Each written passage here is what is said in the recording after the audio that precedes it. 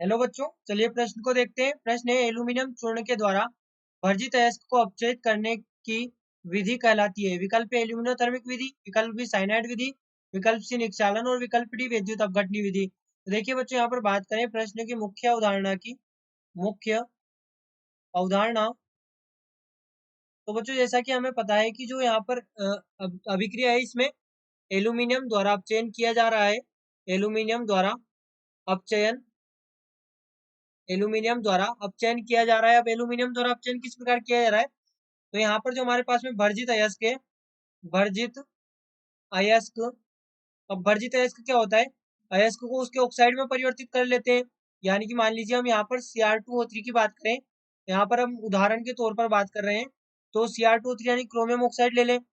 अब देखिए होता क्या है, जब इसकी क्रिया एल्यूमिनियम से की जाती है, यानी एल्यूमिनियम द्वारा इसको अपचयित किया जाता है, तो ये तो परिवर्तित हो जाएगा क्रोमियम में, और एल्यूमिनियम यहाँ पर हो जाएगा ऑक्सीकृत। तो ये इस प्रकार से यहाँ पर ये टू सी आर दो क्रोमियम। तो देखिए यहाँ पर जो क्रोमियम की ऑक्सीकरण अवस्था है, यहाँ पर जो क्रोमियम की ऑक्सीकरण अवस्था है +3 है, ये +3 है। वहीं पर यहाँ पर जो क्रोमियम की ऑक्सीकरण अवस्था है वो 0 हो गई, तो यानी कि अपचयित हो गया।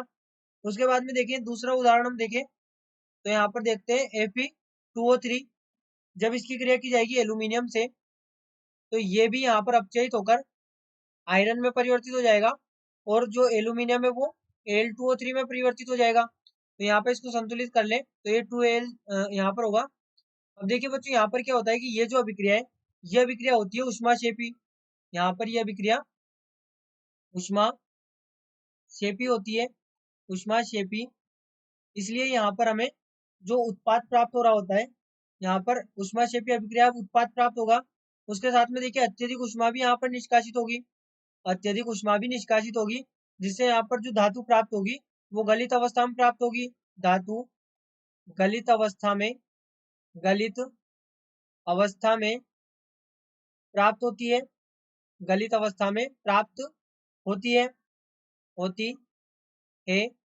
अब बच्चों यहाँ पर देखिए, ये जो संपूर्ण प्रक्रियाएं हैं, इनको कहा जाता है यहाँ पर इनका जो नाम होगा, इस प्रकार से देखिए, ये दोनों अभिक्रियाएं, इनका जो नाम होगा ये होगा एल्यूमिनोथर्मिक विधि। एल्यूमिनो, यहाँ पर इसे इस प्रकार से लिखे, देखिए एल्यूमिनोथर्मिक विधि, एल्यूमिनोथर्मिक,